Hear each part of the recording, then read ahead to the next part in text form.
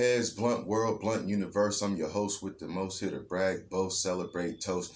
And you know we came here to smoke. I'm Tater Loose Cannon Adams. You now tuned in and you now locked in to the Very Blunt Sports Podcast. So come on, strap that seatbelt in. You know we came here to smoke. The blunt is now in session. This is what got me smoking today. Now, big ups and congratulations to Miss Kayla McBride, representing Erie, PA, my hometown. I support everything Erie, everybody in the podcast world, everybody in the sports world, everybody in the music and the clothing world. But Miss Kayla McBride is now the 24th woman in WNBA history to have over 400 three-pointers made. Definitely big ups and congratulations to her as she go on and keep making her mark in the basketball world and becoming a legend, living legend in her own right. Now, we're going to shoot it over to this.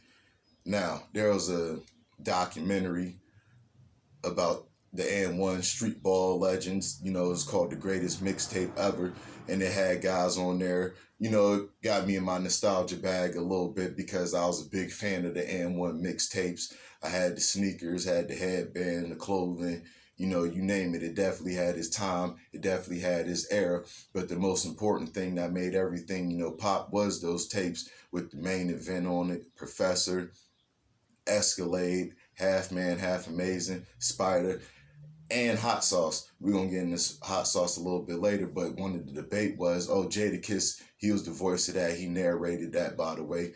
Big ups to him.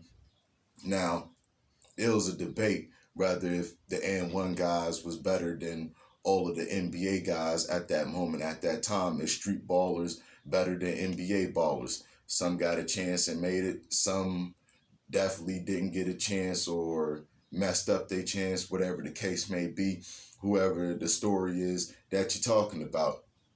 But the argument was brought up, was the street ballers better than the NBA players? Now, a couple of NBA players, past and present, they weighed in on it. Baron Davis just flat out said, "Are you fucking kidding me? No way." Lou Williams just said, "We just train professionals. We play basketball on days we don't want to play basketball." Kyrie Irving, he responded and he said, "No, you couldn't have. You don't take the game serious. You don't take care of your body. Everybody jumps high. Everybody runs fast. Everybody thinks they're the greatest player in the world. And there's only been 5,000 NBA players since the existence of the NBA. Just 5,000 that made it. So you got to ask yourself how many, you know, went to the pro-ams, tried out, and all of that other stuff." Speaking of the pro-ams and talking about Hot Sauce, Amon Shepard, he gave his opinion. He said, "I remember when Hot Sauce was at the pro-am and he was getting his ass bust. He came down and they was calling that man ketchup by the time he left." Cold world, cold words. But is it true? Is it not true that they don't take care of their body or they don't condition the right way or do what they need to do? On that documentary, one of the guys said that they used to smoke 300 blunts before a game. Now, that's a whole exaggeration. But anytime, you know, you smoking and drinking and you're supposed to be a professional and you ain't conditioning and training your body, you're not going to be at the best shape that you could possibly be in. Now, if you want to know a little bit about street ball, I think you should watch the Blackout documentary, you know, about the Rucker Park, the EBC, you know, that tournament, everything that was going on between Jay-Z and Fat Joe. And you should also watch the Earl Manigault story. Basically, everybody was calling him one of the greatest basketball players that never made it to the NBA. And I think y'all should Google, Wikipedia, whatever your search engine, however you look up things, and look up Pee Wee Kirkland and know, understand, and recognize who he is and who he was to the NBA for the little bit amount of time, and to the streets and to the street ball culture, all of that. So if you love basketball and you love the street ball culture and know where it came from, or even watch the Big Three, you know, that's the Ice Cube League. You know what I'm saying? You should enjoy all of that. Me personally, I like all of that because I'm a big fan of basketball. You know what I'm saying? Regardless of what it is. So we just going to leave it at that. Now, CJ McCollum and Draymond Green is beefing, had a little, you know, I ain't even going to say it beef. They had a disagreement. little war of the words, as you want to call it. But CJ, he said, I got the Celtics winning the finals. His opinion. I just want you to hear from me first before you hear from me say it on TV. I don't know if he was directing that at Draymond, anybody else on the Warriors team, whatever the case may be, but he said what he said, and that's his opinion on the matter. Now, Draymond, he had something to say about that. He said, that's fine. Those Celtics will be ringless just like you. Now, we know Game 5 just passed, and we know basically the Warriors is one win away from having a fourth title in 8 years. So, Draymond, he playing with a little aggression, you know what I'm saying? I don't know if that's going to fire him up to want to beat the Celtics, wanting to close it out in 6 games, but we definitely going to see this one of the most entertaining, finals that I've seen in a long time. A whole lot of lead changes, a whole lot of up and downs, a whole lot of people, basically falling off and falling apart in the fourth quarter, but we're going to get into more of that. So, one more thing. We're going to get into some stuff. Before we get into the NBA Finals, we're going to get into some stuff that LeBron said. But before we get into that, we just want to, definitely congratulate LeBron. The king is now a billionaire. He put some B's behind his name. Really ain't surprised with it, because if you follow him and you follow how he constructs business and how he does his deals and how he goes about it, from his Nike contract to his NBA contract to his investments with Beats by Dre, Blaze Pizza, and his studio that makes the shop and made Space Jam 2. So definitely big ups is in order to him for putting them B's behind his name. Right now, him, Tiger Woods, and Michael Jordan are the only known billionaire athletes. I think Shaq will be in that category soon. I think Magic Johnson going to be in that category soon. And I think Floyd Mayweather going to be in that category soon. So I'm trying to get me some B's to my name as I keep working, growing, and building. We're going to get there. Promise you. We ain't there yet, but we on the right path. So, now we're going to go on to these NBA Finals. Now, it's been real back and forth. You know what I'm saying? Boston took Game 1. Then Golden State took Game 2. Then Boston took Game 3. Golden State took Game 4. And then Game 5, the player of that game, was a former overall first-round draft pick, Andrew Wiggins. He had 26 points, 13 rebounds, and 2 steals. He definitely was the player of the game, of that game, and that aspect and everything that's going on. It seemed like every game, different player from different teams been stepping up and being the reason why they won or why they've been winning. You know what I'm saying? Game 5, Golden State came off hot. They came off out the gate swinging, because I think they got a lot to prove.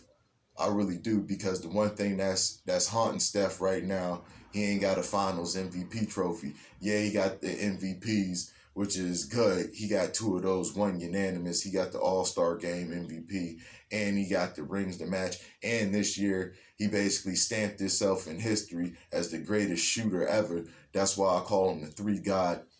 But then you got Klay Thompson, who been rehabbing for basically 2 years. You see, when he ain't in the lineup, they basically don't make it to the playoffs and don't make it to the NBA Finals. So he definitely played a big part. He definitely felt that he got snubbed for the NBA 75 list. So he definitely got a lot to prove in that aspect, in that manner.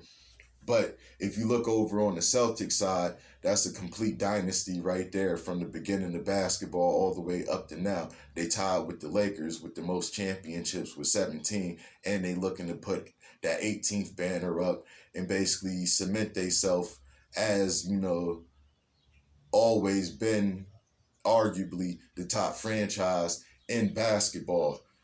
So what do y'all think about that? Who y'all think gonna win these finals? Do y'all got Golden State closing it out in the next game, or you got Boston scrapping and surviving to win this next game? Let me know. They could possibly turn it into a 7th game. I do want to see a 7th game. I'm going to stick with my pick. In the beginning, I said I got the title coming out the East, but if I'm wrong, I'm going to come on here and I'm going to say I'm wrong, and I'm going to tell you why I picked it and why I thought it. Right or wrong, we're here to debate. We here to basically show camaraderie, show love, show respect, all of that in the same aspect. Now, jump back to what LeBron had said, because I went off topic a little bit. Now on the show, The Shop, he said with the team that the Miami Heat got, Jimmy Butler and a couple other people, he said that he could fit in and be a real important piece. Now, if you don't know, LeBron James went to Miami in 2010, stayed there for 4 years, got 2 rings out of it with D Wade and Chris Bosh. So is he saying that he will lead the Lakers in a couple of years and go back to Miami? Or could he go back to Cleveland? Or was he just saying that just to say that? And he also said that if they would trade for him, he'd join the Golden State Warriors. What y'all think about that? Y'all think LeBron just team hopping? Or do y'all call it player empowerment, where they get to control their destiny and they landing and how they do business? Because teams could get rid of you at any point in time. They could trade you without you knowing. You won't know till you on the bottom of ESPN on the ticker. Your agent probably won't even know till about like a little bit later. So it all depends on what you think of LeBron and what do you think of the situations of him going to different teams and basically controlling his own destiny. Now, just want to leave this one real quick. I was watching something I was watching Drink Champs, and A$AP Rocky was on there, and he gave a story about how when he was younger, he tried to get an autograph from Fabulous, but he didn't give him his autograph. And then that had me thinking.